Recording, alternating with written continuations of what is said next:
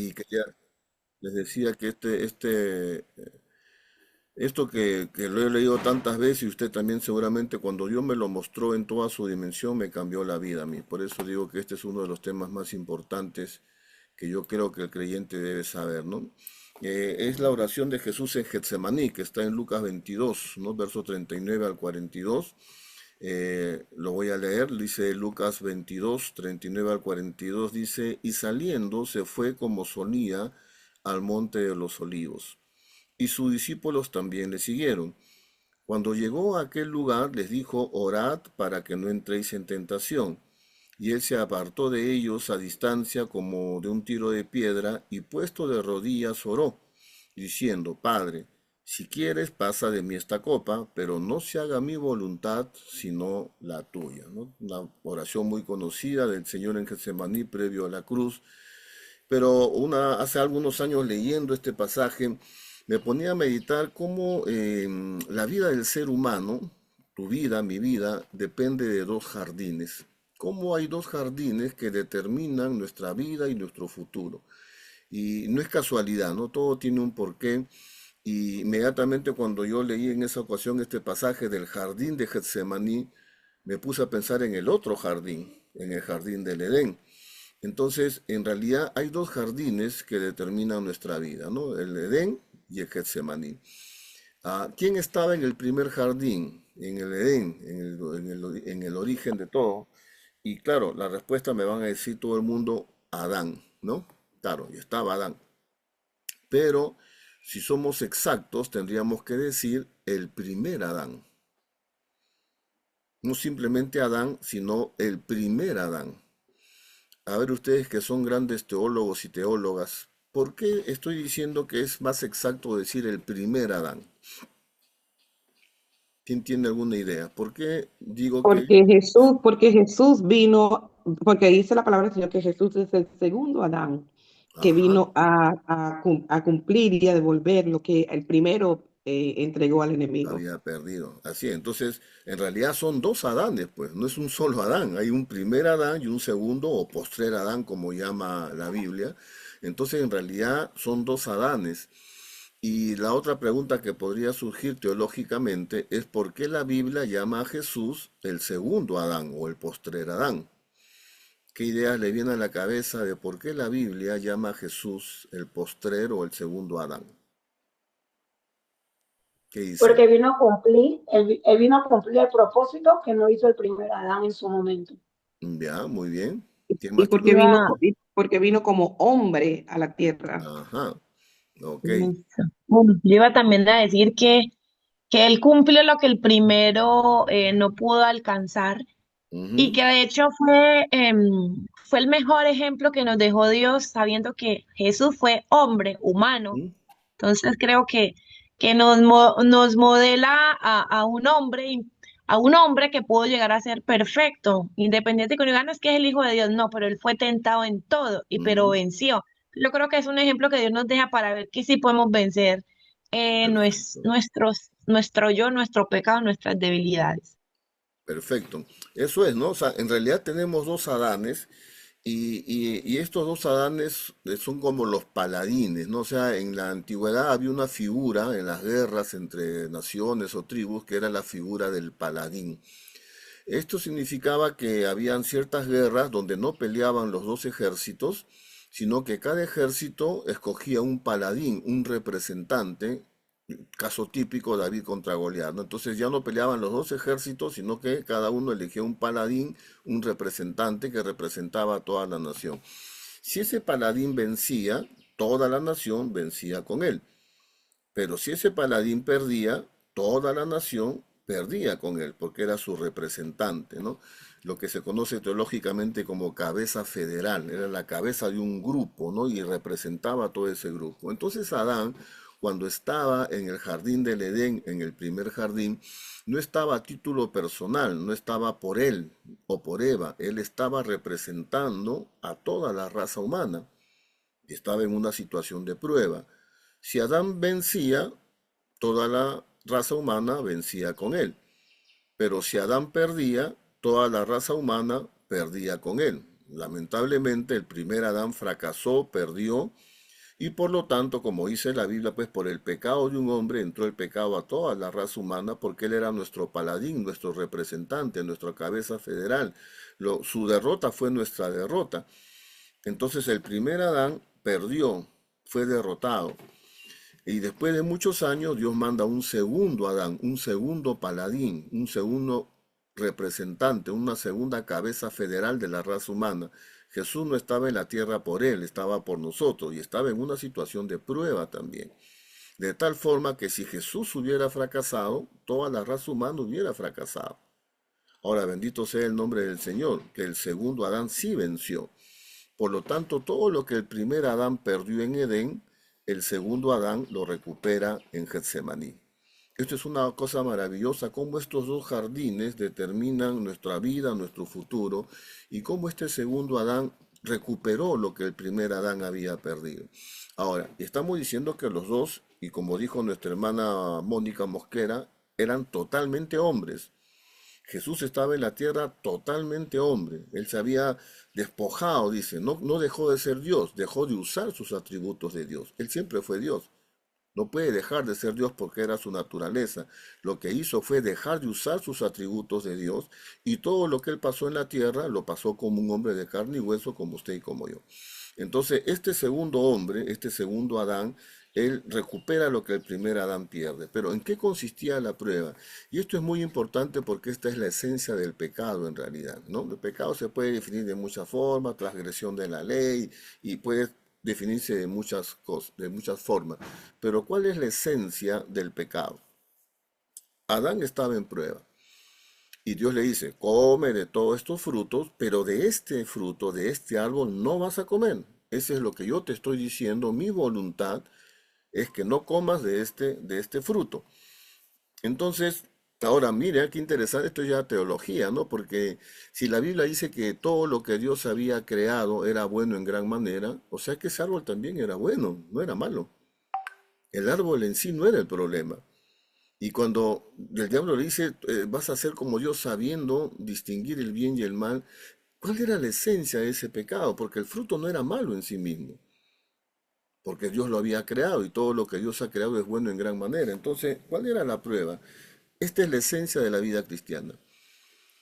Mi voluntad, le dijo Dios, es que no comas de este fruto. Pero es bueno, tú lo hiciste, ya, no importa, no razones. No razones, solo obedece. Quiero ver hasta qué punto puedes obedecerme sin razonar. Porque si yo te digo que no hagas o comas algo que es feo, nauseabundo, lo vas a hacer con todo gusto porque se nota que es algo malo. Pero si es algo que es atractivo, que es codiciable, que parece bueno, ahí viene la lucha interna, pero a mí me parece bueno. Entonces cuando el diablo le dice, tú vas a saber el bien y el mal, es que el hombre se atribuye a la capacidad en sí mismo de decidir qué es bueno y qué es malo.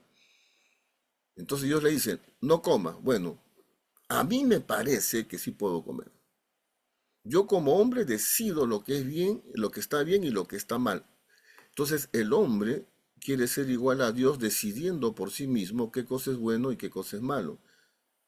Pero no es así, pues el que sabe lo que es bueno y lo que es malo es Dios. Lo que tenemos que hacer nosotros es obedecer, aunque no entendamos. Obedecer cuando entiendes es fácil. Obedecer cuando no entiendes la orden, cuando no te parece sensata, cuando no te parece buena, cuando parece que te está haciendo daño incluso, eso es la obediencia. Cuando no estás de acuerdo, cuando no entiendes. Entonces el primer hombre le presentan ahí la manzana, no es manzana, era un fruto en realidad. Entonces el hombre tiene ahí un conflicto. Dios me ha dicho que no coma, pero yo quiero comer. Esa es mi voluntad, ese es mi deseo. Yo quiero comer, me gusta, me atrae esta manzana. Yo quiero comer este fruto, perdón. Entonces el hombre se toma la atribución de decidir qué cosa es bueno y qué es malo y hacer su propia voluntad. Lamentablemente el hombre, el primer Adán dijo, bueno, Dios no quiere, pero yo quiero. Pues a mí me gusta, venga para acá y suáquete. Malogró su vida, destruyó el plan de Dios, destruyó la armonía. Edén significa delicia, esa vida en comunión con Dios. Lo mejor del Edén no era que los frutos y el clima y la tierra. Lo mejor de Dios es que Dios, desde el jardín del Edén, era que Dios estaba ahí y caminaba con Adán. Todo lo perdió por hacer su propia voluntad. Entonces la esencia del pecado en realidad es una guerra de voluntades. Eso es una guerra que sigue hasta ahora entre usted también y yo, ¿ah? Porque el ser humano le encanta hacer su propia voluntad. Somos voluntariosos. Y aún parece que es buena la idea o es buena la intención, pero si Dios no quiere, no quiere, pues aunque yo no lo entienda. Entonces, ¿qué cosa es la esencia del pecado? Poner mi voluntad humana por encima de la voluntad de Dios. Entonces, el primer Adán en Edén lo que hizo fue poner su propia voluntad de hombre por encima de la voluntad de Dios. Y fracasó, y ese fracaso pasó a todos los hombres porque el primer Adán era nuestro paladín. Como Dios nunca pierde, y tuvo un plan y mandó otro Adán, Jesucristo, el postrer Adán. Totalmente hombre, absolutamente hombre. Y también lo pone a prueba. Ahora miren, ¿cuál era la prueba para Adán? Sencillo, no comer un fruto. ¿Cuál era la prueba para Jesús? La cruz. Los látigos, los escupitajos, los golpes, los clavos. Era muy diferente la prueba. Entonces Jesús, como era un hombre, como usted y como yo, también entra en crisis. Él sabía lo que le venía, entonces se va a Getsemaní y entra a orar. Y aquí está la clave de la vida cristiana, y aquí está la clave del éxito y la clave para ver la gloria de Dios en nuestra vida. Él tiene un conflicto, Señor, yo no quiero, le dice, pasa de mí esta copa. Yo como hombre, ¿a qué hombre le gusta pues que lo abofeteen, que lo claven, que lo desnuden, que lo avergüencen, que lo traicionen y que lo claven en una cruz, que lo flagelen con unos cueros, con unos puntas de hueso que le desgarraba y sacaba trozos de la piel? ¿A quién le gusta eso? A nadie. Entonces como hombre dice, yo no quiero. Pero ¿cómo obtiene la victoria el Señor? Con esas maravillosas palabras. Hágase tu voluntad y no la mía. Bendito sea su nombre. Jesús muere a sí mismo, muere a su voluntad de hombre para hacer la voluntad de Dios y obtiene la más grande victoria. Por eso Él puede ser nuestro Salvador.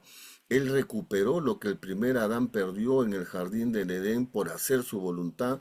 Jesús lo recupera haciendo la voluntad del Padre por encima de su voluntad de hombre. Esta es la esencia de la vida cristiana. Usted puede describir la vida cristiana como quiera, oración, cantar, alabar, ir a la iglesia, diezmar, ofrendar, evangelizar, todo eso está bien. Pero la esencia de nuestra vida está todos los días tomar la decisión en cosas pequeñas y en cosas grandes. O hago la voluntad de Dios o hago mi propia voluntad. Cada vez que usted hace su propia voluntad por encima de la voluntad de Dios, usted está en el jardín del Edén. Está como Adán, haciendo su propia voluntad, fracasando pues. Y cada vez que usted renuncia a hacer su propia voluntad para hacer la voluntad de Dios, usted está en Getsemaní, haciendo la voluntad de su Padre, usted está en victoria. Edén, Getsemaní. Primer Adán, segundo Adán. Primer jardín, derrota. Segundo jardín, victoria. Edén versus Getsemaní. ¿En qué jardín se mueve usted?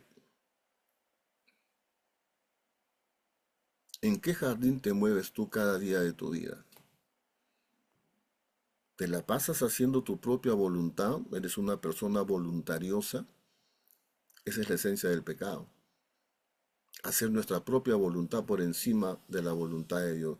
Entonces, esto es el todo de la vida cristiana. Acá no hay más vuelta que darle. Es la esencia de nuestra vida. Es o hago lo que Dios quiere o hago lo que yo quiero. Todos los días vamos a ser desafiados. Entonces, este jardín del Edén o el jardín de Getsemaní son dos jardines en los cuales usted y yo tenemos que movernos. Y la pregunta nuevamente que yo le hago es, ¿en qué jardín se mueve usted? Y esto Jesús lo enfatizó de una manera muy clara. Él dijo, si alguno quiere ser mi discípulo, no dijo vaya a la iglesia, diezme, cante, no. La esencia del discipulado dijo, tome su cruz, niéguese a sí mismo, cada día y sígame.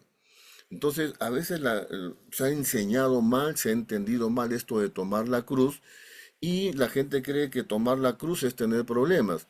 Entonces hay gente que dice, sí, pastor, mi suegra me hace la vida imposible, estoy cargando mi cruz. Su cruz es su suegra para algunas personas. Mi esposo borracho, pastor, no quiere entender eso, estoy cargando mi cruz. Y para ellos, algunas su cruz es su esposo, o su hijo, o su jefe, o su pastor, no sé, el hermano de la iglesia que te cae mal, yo no sé. Pero nada de eso es la cruz. La cruz no era un instrumento de tortura, la cruz era un instrumento de muerte. El objetivo de la cruz no era que la persona sufra, el objetivo de la cruz es que la persona muera. Entonces cuando Jesús está diciendo tienes que tomar tu cruz, no está diciendo que tienes que tener problemas o que tienes que sufrir. Otros pasajes sí hablan del sufrimiento y la aflicción, pero este pasaje no. Este pasaje no está hablando de sufrimiento, no está hablando de problemas, no está hablando de suegra, no está hablando de hijo, está hablando de muerte al yo, muerte a tu propia voluntad. Y la clave de este pasaje, cuando yo lo predico esto en vivo y hago un ejercicio para ver si la gente conoce este pasaje, la gente normalmente me dice así, ¿no? Si alguno quiere ser mi discípulo, tome su cruz y sígame. Yo le digo, está mal. Dígalo de nuevo. Si alguno quiere ser mi discípulo, niéguese a sí mismo, tome su cruz y sígame. Mal. Dígamelo de nuevo, dígamelo bien. Y nunca lo dicen bien, normalmente nunca me lo dicen bien, porque hay una palabrita que obvian, la pasan por alto. Dice, tome su cruz cada día. Ese cada día es clave, porque tomar la cruz no es algo que yo hago el día que me convertí y me olvido por 40 años. No, no, no, eso es algo que se hace cada día. El morir a uno mismo, el tomar la cruz es algo que se hace diariamente. Todos los días nos vamos a ver enfrentados a situaciones donde tengo que tomar una decisión. O hago mi voluntad o hago la voluntad de Dios. Si hago mi propia voluntad, estoy en Edén. Estoy fracasando como Adán. Si muero a mí mismo, si me niego a mí mismo y hago la voluntad de Dios, estoy en Getsemaní, estoy en victoria, como el segundo Adán. Esto es todos los días, en cosas pequeñas y en cosas... Le voy a poner ejemplos, ¿ya? Ejemplo, vamos a suponer, bueno, usted va al mercado, en Panamá también hay mercados, compra pues, no sé, su patata, su arroz, qué sé yo. Usted paga de repente con... Nos ha pasado ahora que estuvimos en Argentina que los billetes se parecen, el de 2.000 y el de 20.000 pesos son igualitos, uno se confunde y usted le da un billete de 20 dólares, de 10 dólares a la persona. La persona se equivoca y cree que le dio 100 dólares usted, entonces le da vuelto por 100 dólares, le da 90 y tantos dólares de vuelto. Entonces usted ve que la persona se ha equivocado. Wow, son 90 y tantos dólares, justo yo estaba sin plata hoy día, gloria a Dios, Jehová iré, Jehová mi proveedor, gracias Padre.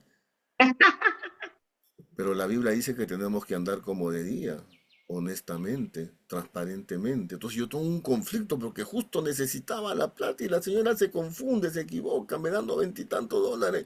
¿Qué hago? Tengo que tomar una decisión. Si yo me hago el tonto y me voy y encima agradezco a Dios que me proveyó, estoy en Edén, estoy fracasando, estoy haciendo mi propia voluntad.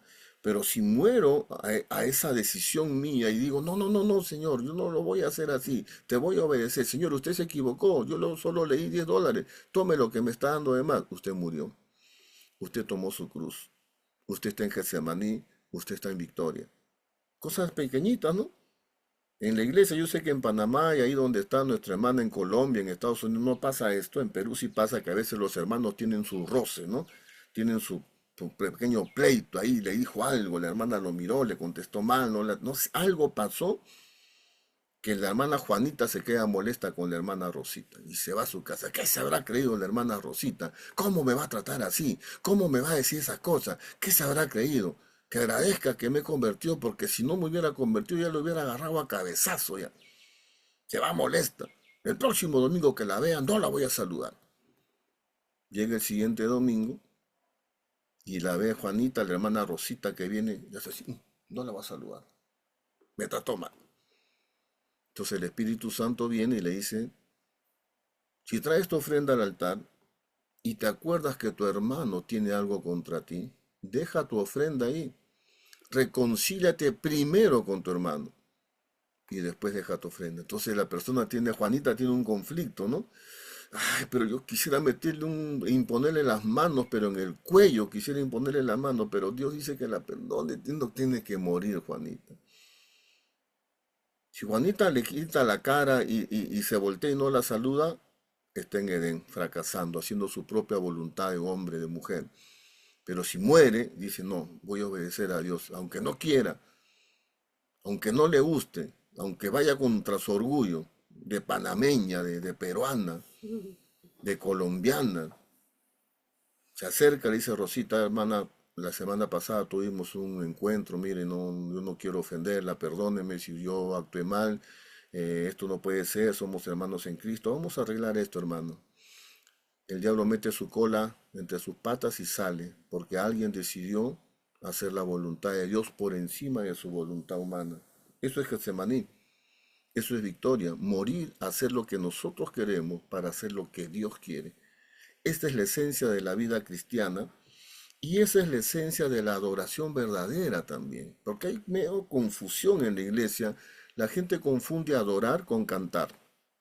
Creen que adorar es cantar. Incluso se hacen congresos, ¿no? Congresos de adoración. ¿Y de qué hablan? De cantar. Pero ¿a cantar es adorar?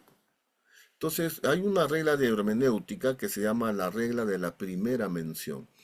Si usted quiere saber cuál es la connotación teológica de una palabra, de un concepto, tiene que ir a la primera vez que se menciona la palabra. Por ejemplo, si usted quiere saber qué significa santo, santificar, tiene que ir a la primera vez que se menciona en la Biblia la palabra santificar o santo y ahí hacer un seguimiento cómo se usa la palabra a lo largo de la Biblia para entender qué significa la palabra teológicamente hablando, no etimológicamente, no culturalmente, sino teológicamente qué significa esta palabra.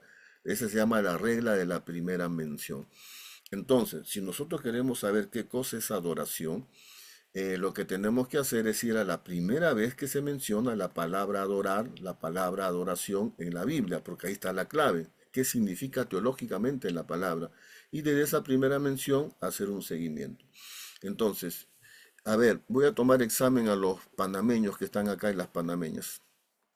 ¿Dónde se menciona por primera vez en la Biblia la palabra adorar, adoración?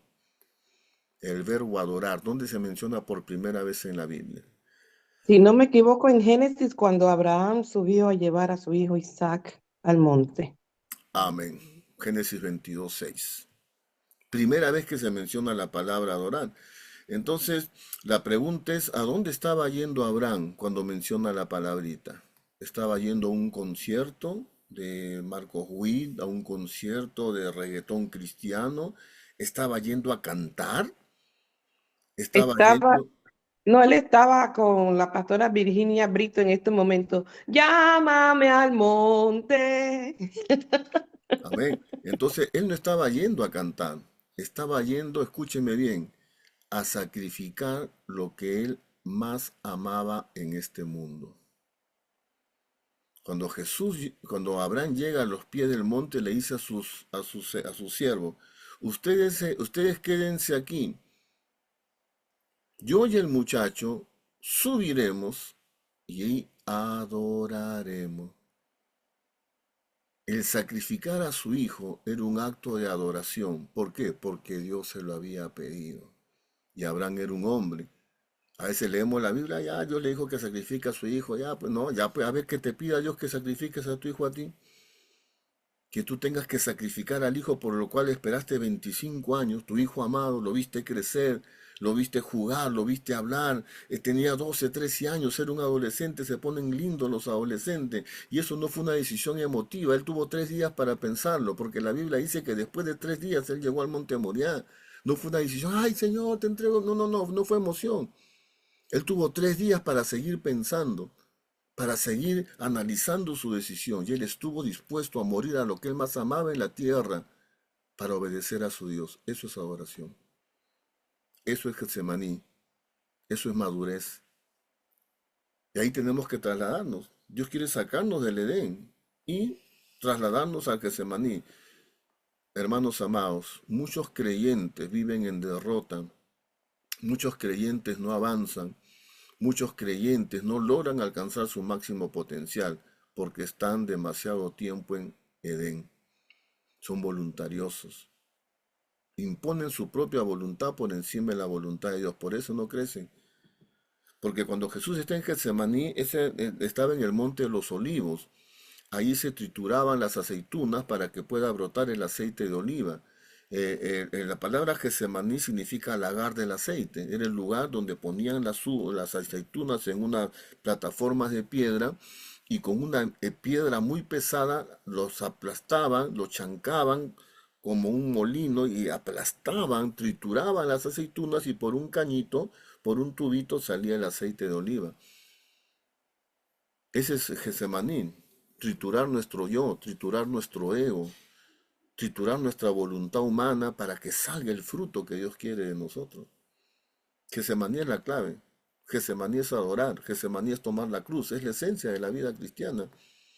Entonces muchos de nosotros, repito, no estamos avanzando como deberíamos porque pasamos mucho tiempo en Getsemaní, en Edén, perdón. Y la voluntad de Dios es sacarnos del Edén y trasladarnos a Getsemaní con el segundo Adán, no con el primer Adán, con el segundo. Y esta entrega, esta renuncia, se da en muchos detalles. Por ejemplo, en el tema del diezmo, las ofrendas, ¿no? Un creyente clásico recibe su sueldo, pues 1.000, 2.000, 3.000 dólares, lo que gane, y empieza con su calculadora a sacar las cuentas, y dice, bueno, este mes no voy a poder diezmar porque tengo muchas cuentas que pagar. El Espíritu Santo le dice, bueno, trae los diezmos a la alfolía, el diezmo es de Jehová, el diezmo no es tuyo. Entonces, ¿qué tiene que hacer el hermano? Tomar una decisión, pero tiene un conflicto, tiene muchas cuentas que pagar, la plata no le va a alcanzar, entonces tiene que tomar una decisión. ¿Qué hago? Yo no quiero diezmar porque me preocupa que no voy a tener plata, pero Dios dice que el diezmo le corresponde a él. ¿Qué hago? Si el hermano se queda con el diezmo, está haciendo su voluntad, está en Edén. Pero si el hermano dice, bueno, aunque yo no quiera, no me gustaría diezmar porque necesito el dinero, voy a obedecer. Hágase la voluntad de Dios y no la mía, diezmo. Este en Getsemaní venció y está desatando la bendición de Dios sobre su vida. Entonces, esto es todos los días, se da cuenta, en cosas pequeñas, en cosas grandes. Esto es la esencia de la vida cristiana. Y aquí quiere trasladarnos el Señor al Getsemaní, donde cada día en nuestra vida vivamos haciendo la voluntad de Dios por encima de la nuestra. Yo soy evangelista y estoy orando para volver a fluir como evangelista porque estoy más ahora trabajando como maestro, pero en el fondo yo soy un evangelista, me encanta predicarle a las multitudes, así que estoy orando para volver a mi rol de evangelista. Y los evangelistas a veces cometen un error porque la gente pase adelante o porque la gente levante la mano en una campaña y le dicen, sí, ven a los pies de Jesucristo, Él te va a sanar, Él te va a salvar, Él te va a proveer, te va a resolver todos los problemas. Y venden un evangelio, como le dicen algunos, acaramelado, marquetero, muy facilongo. Entonces, en realidad, mucha gente está llenando las iglesias, pero no se han convertido de verdad porque les predicaron un evangelio fácil, un evangelio de recibe, recibe y recibe. Pero cuando uno acepta a Jesús como el Salvador, ¿no? Cuando uno recibe a Cristo, lo acepta como Salvador. Pero cuando uno se entrega a Cristo, uno lo reconoce como Señor. Y la Biblia dice que todo el que invocar el nombre del Señor será salvo. Y hay muchos que no han entendido el señorío de Cristo. ¿Qué cosa es el señorío de Cristo? Esto, hacer su voluntad por encima de la mía, entregar nuestra voluntad. Entonces, esto se ejemplificó muy bien cuando Jesús estaba mirando cómo la gente daba sus ofrendas. Y ustedes conocen el pasaje donde Jesús alaba la ofrenda de la viuda, ¿no? Entonces el texto dice, no, estos dieron los que les sobraba, pero esta mujer entregó todo su sustento. La Reina Valera traduce sustento, pero si usted va al texto griego, usted va a ver que el texto dice bios, entregó su bios. Y ahí viene biología, biografía. ¿Qué cosa es bios? ¿Quién sabe qué cosa es bios en griego? De ahí viene biología, biografía. Bios es vida. Biología, el estudio de los seres vivos. Biografía, la historia de tu vida. Bios es vida. Entonces, ¿qué dice el griego realmente? Y por eso Jesús alabó a la viuda. Algunos creen que alabó por la plata. No fue por la plata. El texto en griego es muy fuerte. El texto en griego dice, estos dieron lo que les sobraba, pero esta mujer entregó su vida. Esa mujer no entregó plata, entregó su vida como una ofrenda. Y la mejor ofrenda que tú puedes entregarle a Dios es tu propia vida. Dios está más interesado en tu vida que en tu plata. La mejor ofrenda es entregar nuestra vida. Aquí estoy, Señor. Getsemaní, quiero esto, tengo estos planes ministeriales, económicos, todo esto lo quiero hacer. Yo quiero, pero finalmente hágase tu voluntad y no la mía. Getsemaní, señores. Getsemaní es la clave de la victoria. Sigamos al segundo Adán, no al primero. El primero hizo su voluntad y fracasó. El segundo hizo la voluntad de Dios y venció. El éxito o el fracaso en la vida espiritual depende en qué jardín te mueves tú, en el Edén o en el Getsemaní. Mi invocación, mis hermanos, es que todos los días de nuestra vida y en cada detalle muramos a nosotros mismos para hacer la voluntad de Dios. Cuando hacemos eso, el poder de Dios se desata en nuestra vida, porque estamos muertos, entonces su vida es la que se manifiesta. Edén o Getsemaní, ¿en qué jardín vives tú, mi querido hermano, hermana? La voluntad de Dios es arrancarte del Edén y trasladarte al Getsemaní. Pero eso es una decisión que tú debes tomar hoy y de aquí todos los días. Getsemaní es todos los días, no es una vez al año. Así que vamos a orar y vamos a hacer una oración en ese aspecto, ¿ok? Padre, en el nombre de Jesús te doy gloria y te doy honra, Señor. Bendito sea tu nombre, porque la clave de la vida victoriosa está en tu palabra, está en Getsemaní. Perdónanos, Señor, porque no nos damos cuenta, pero vivimos haciendo nuestra propia voluntad, tomando nuestras decisiones sin tener en cuenta lo que tú quieres, y después estamos llorando porque nos va mal. Pero nos va mal justamente porque Edén es fracaso. Hacer nuestra propia voluntad es fracaso, pero Getsemaní es victoria. Oramos, Señor, para que en cada área de nuestra vida tú hagas tu voluntad. Yo te lo digo otra vez, una vez más, hágase tu voluntad y no la mía, Señor. Tengo tantos planes, tantos sueños, quiero hacer tantas cosas, Padre. Pero finalmente hágase tu voluntad y no la mía. Me sujeto a ti. Voy a obedecerte a ti, mi Señor. Quiero salir del Edén y quiero trasladarme al Getsemaní. Quizás, mi hermano, tú has estado preguntando estos días por qué las cosas no van bien y quizás la vida no te ha sonreído tanto en los últimos años y tú preguntas por qué. Pero también habría que hacerte una pregunta a ti. ¿Cuánto de Edén hay en tu vida? ¿Y cuánto de Getsemaní? Quizás tu vida no está fluyendo como debería porque estás demasiado tiempo en Edén. Estás haciendo tu voluntad y por eso no estás avanzando. Dios te habla en esta mañana y te dice, sal del Edén y trasládate al Getsemaní. Ahí está la victoria. Con unas simples palabras hechas de corazón, hágase tu voluntad y no la mía. Con esas palabras honestas y sinceras, nuestra vida va a cambiar. Porque esa es la esencia de nuestra relación con Dios. Morir a nuestra voluntad para hacer la voluntad de Dios cada día y en cada área de nuestra vida. Este es un tema entre tú y Dios. Yo no te voy a pedir que manifiestes nada. Este es un tema entre tú y Dios. Pero arréglate con Dios ahí. Y arregla tus cuentas con Dios y toma decisiones para Dios ahí donde estás. Te doy gracias. Te bendigo, Padre. Bendito sea tu nombre por siempre. Tú eres bueno. Gracias. Gracias, Señor. La gloria es para ti. En el nombre de Jesús. Amén. Amén. Amén. Gloria a Dios. Brevemente, si alguien quiere comentar, preguntar brevemente para no extendernos, Yo, a ver, ¿qué dice Cristal? Chuzo, cada día es más fuerte lo que viene. En definitiva, lo que usted me acaba de entregar es una herramienta poderosa porque yo sí quiero testificar de algo que me sucedió. Y como yo tengo una reunión de grupo de mujeres, hicimos una actividad y me dijeron a mí en la actividad, arregla tu casa y no te limites. Yo especialmente tengo muchas situaciones a título personal con mi familia, porque son muy dependientes. ¿Qué he rescatado de todo esto? Que Dios me llamó a ser la Elohim de mi casa. He sido la que he librado batallas ancestrales y demás, y eso me agota, al punto que hasta que me enferman, literal. Si yo le había dicho al Señor, ya estoy cansada, voy a repartir puñetes, así yo lo resolvía y así actuaba. Cuando yo me ponía que yo repartía puñetes, todo el mundo se arreglaba. Pero ahora que estoy haciendo la cosa correcta, insiste en provocar y sacarme eso. Pero que aprendí que todavía no había muerto como tal. No había muerto como tal ese deseo de tomar las cosas por mis manos.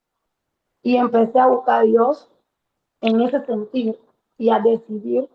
Y tengo tanta paz con lo que usted me acaba de decir, porque yo escuchaba una prédica del poder del ayuno. Y yo había levantado un ayuno que lo dije el lunes pasado. Y ese ayuno ha revelado, contra qué me estoy enfrentando. ¿Y por qué te lo comento? Porque a veces nosotros no sabemos contra qué estamos peleando y no nos conocemos ni a nosotros mismos.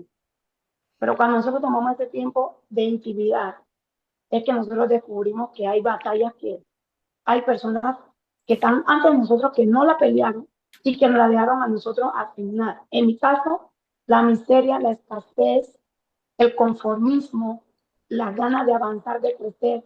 Yo soy la única preparada a nivel académico de mi familia, nadie más le ha interesado, no le han interesado estudiar, prepararse ni demás. Y yo vengo peleando con esa mentalidad, pero me di cuenta que lo hacía contra mi voluntad, lo hacía en mi voluntad y no como debería ser. Aparte que fui la primera conocedora también de la palabra. Y mantuve 15 años lejos de la verdad por esa mentalidad, que me habían separado. Pero yo dije un buen día, ¿y quién me da a mí ahora o me prohíbe que yo busque a Dios? O sea, nadie. Ya yo no tengo una mamá que me diga no vas, o no tengo un sistema de iglesia que me diga a mí, hazlo de esta manera. Y cuando tú te conviertes en íntimo de Dios, Dios te muestra lo que eres, porque tú tienes una relación íntima. En la búsqueda de tu casa, en tus secretos, tú vas descubriendo las cosas que van pasando. Y yo estaba mal anoche, yo casi me desmayaba. Y mamá me dijo, yo no te escuché, la red se me cayó. Nadie se dio cuenta, pero Dios sí estaba presente. Y a esa hora yo pude entender si lo que me estaba oprimiendo, que era en contra de mi propia familia, se fue. Y con lo que usted acaba de hacer, pastor, padre, gracias. Porque las herramientas que usted nos entrega siempre son amplificadoras del sistema operacional en mi persona, porque tengo una estrategia nueva, sé contra qué estoy peleando y puedo crecer. Así que ese es mi testimonio pequeño. Amén, amén. Ok, gracias, Cristal. Muy bien.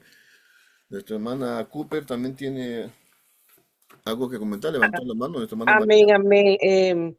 Pastor Sandro y cada uno de los que estamos aquí, de verdad que cada día es la clave, como decía el Pastor Sandro.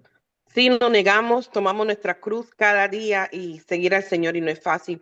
No ha sido fácil porque de verdad hemos querido hacer nuestra propia voluntad. Y cuando tendemos, por lo menos voy a hablar por mí, tiendo a querer hacer mi voluntad, me frustro y entonces me doy cuenta que hey, tengo que morir a mi yo. Y durante estos 21 días, Pastor Sandro, he estado conectada con, digo, la pastora Virginia Brito, que le acabo de mencionar, es porque yo hace todos los años 21 días de oración. Y el tema de este año fue Llámame al monte. Llámame al monte. Y recuerdo las palabras de la pastora, mi cuñada, la pastora Lady B, que dice que cuando ella va a orar, dice que Dios le mostró a ella que cada vez que va al monte, a ese lugar secreto, al parque, donde quiera que vayan allá, dice que es para qué, para hacer morir nuestra voluntad y dejar que la voluntad de Dios sea la que se dé. No es fácil porque humanamente no es fácil, pero cuando nosotros estamos claros de que es Dios que nos está pidiendo esto, como usted decía, nosotros decidimos, tú sabes que, Señor, realmente yo quiero hacer esto porque lo quiero hacer, pero yo quiero negarme a mí, yo quiero morir a mí yo, para que sea tu voluntad. Y al principio, Pastor Sandro, no le digo, al principio no es fácil ni es gustoso darse a doblar a su yo, a su voluntad, porque uno quiere que la gente sienta lo que uno sintió, o uno quiere demostrarle a la gente las cosas. Pero cuando tú haces lo que es la voluntad de Dios, tú te niegas, aunque al principio es amargo. Después tú dices, Señor, gracias porque tu voluntad siempre es mejor. Menguar para que Él crezca. Y el tiempo de estos 21 días de comunión con no solamente con la hermana Virginia, sino hay mucha gente conectada, Pastor Sandro, porque yo creo que mucha gente está despertando a esto que usted está trayéndonos a nosotros, a la querer hacer lo que le agrada a Dios y no a nosotros, porque nosotros no somos de esta tierra, hay una eternidad a la que vamos a ir a vivir y queremos eso. Y si Jesús, siendo hombre, y yo lo digo en el modo panameño, Pastor Sandro, yo estoy clara que Jesús dio así de compa, yo no quiero morir por ninguno de estos desgraciados, porque todos son malos. Pero no lo voy a hacer a mi modo, sino tu voluntad, Padre. Porque dice, porque el Padre amó al mundo, entregó a su Hijo. Jesús vino como ofrenda de sacrificio del amor, demostración del amor de Dios para nosotros. Porque yo estoy segura que ese sudor, esa frustración, Pastor Sandro, tenía el nombre de María Cooper. Mm. Tenía el nombre de María Cooper y él dijo, tú sabes qué, ella no merece que yo muera por ella, pero voy a hacer tu voluntad, Padre. Y valió la pena, porque vale la pena hacer la voluntad de Dios más que la voluntad nuestra, y no es a nuestro modo. Llevamos nuestro carácter al monte para hacerlo morir cada día. Me quedo con esa palabra, Pastor Sandro. Cada día, every day, hacer morir el yo para que se haga la voluntad del Señor, porque hay días que mi voluntad se hace y se dañan las cosas. Nos echamos a perder en la misma mano del alfarero. Y ahí les compartí una foto, Pastor Sandro, para terminar, que esta mañana en mi devocional estuve leyendo en Deuteronomio 28 y se trata de la obediencia. Y todo lo que es la obediencia hay mucha bendición, pero cuando se trata de desobediencia hay tantas maldiciones que yo dije, yo decido obedecer a Dios por mí y mis generaciones. Le bendigo, amén. Amén, gracias, hermana María. Bueno, en realidad la esencia del pecado es guerra de voluntades, pues, ¿no? El pecado entró en el mundo angelical cuando Satanás hizo su voluntad por encima de la voluntad de Dios. Y el pecado entró en la raza humana cuando Adán hizo su voluntad por encima de la voluntad de Dios. Ese es el pecado, guerra de voluntades. Hay dos voluntades que se encuentran y ahí viene el conflicto porque el hombre quiere hacer su voluntad. Y esto es muy sutil, ahí si ni nos damos cuenta, pensamos que estamos muy bien, que somos buenos creyentes, pero en nuestro día a día, en pequeños detalles, si nos ponemos a ser más observadores, nos vamos a dar cuenta que estamos haciendo nuestra voluntad y no la voluntad de Dios. Muy bien, ¿alguien más quiere comentar? ¿Quiere decir algo ya para ir cerrando? ¿Alguien más quiere comentar, preguntar? Y si no, ya nos despedimos también. Ok. Buenos días, Pastor Sandro. Señor Saludos. Pastor, Solo buenos quiero días. ¿Cómo está usted? solo quiero saludarle. Todo bien. Ahí llegué un poco bien tarde, pues. Ahí, pero pude recibir lo que tenía que recibir para este día y es así, aplicar el conocimiento es sabiduría. Así que muchas gracias por todo. Bendiciones. Listo. Pastor, ¿puede orar, por favor, para ir cerrando? Dios Padre, Dios eterno, te damos toda la gloria, honra, alabanza, pleitesía, Señor. Gracias te damos por el Pastor Sandro, por su familia. Bendícele, prospérale. Haz llover la lluvia tardía, temprana, la lluvia a tiempo y también la anticipada, Señor, sobre él y sobre los suyos, Señor. Padre, guárdale, cúbrele que tu sangre poderosa, líbralo de todo mal.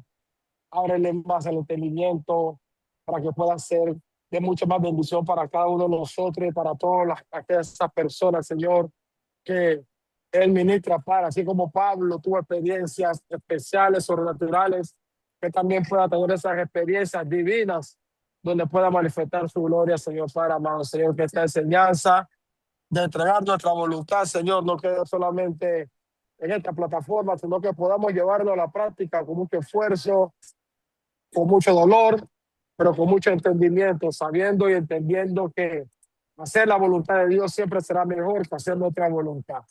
Guárdanos y cuídanos a cada uno de nosotros, Señor. Representamos, Señor, a los que van a tener participación esta semana, los que van a salir de viaje, Señor. Sé tú respaldándolo, sé tú guiándolo, sé tú ungiéndolo, Señor, para este tiempo y esta temporada, para amado. En nombre de Jesús, Señor. Amén y amén. Bendiciones para todos. Amén, mis amados. Dios me los bendiga mucho. Ya nos quedan dos temas para terminar y ahí conversaremos con los pastores a ver cómo hacemos después, ¿no? Pero Les animo a estar los 2 últimos lunes que nos faltan de este periodo. Y bueno, que les vaya muy bien. Un abrazo para todos. Bendiciones. Chao. Saludos, pastor. Dios los bendiga. Chao, Cristal. Bendiciones, bendiciones. Nos vemos. bendiga. Chao, chao, se le quiere. Nos vemos, Cristal. Saludos a la mamita Aimee. Bendiciones. Chao.